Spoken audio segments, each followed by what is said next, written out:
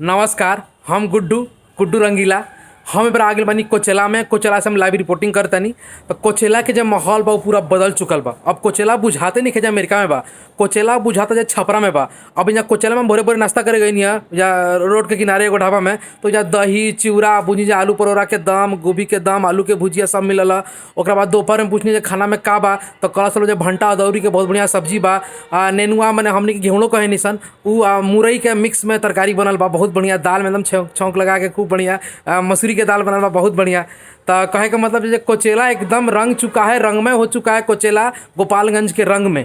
समझ गए ना आप लोग। और हम थोड़ा और ही वालों की कोचेला दिखा देता नहीं, तो हमारा पीछे वालों की देखेम तो हो जाए। देखी रुन्नी के गाछ बा, आम के गाछ बा, है ना पीछे देखी, है ना देखी पपीता के गाछ बा। हाँ होने देखी, होने होने होने होने देखी, होने आम के गाछ, लीची के गाछ, रुन्नी के गाछ, कुल्ली गाछ लौकता।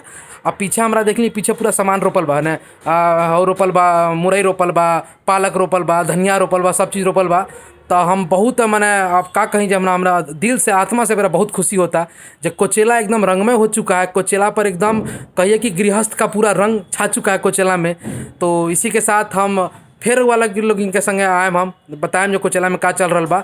एबरा खातिर एतने। जय अमेरिका।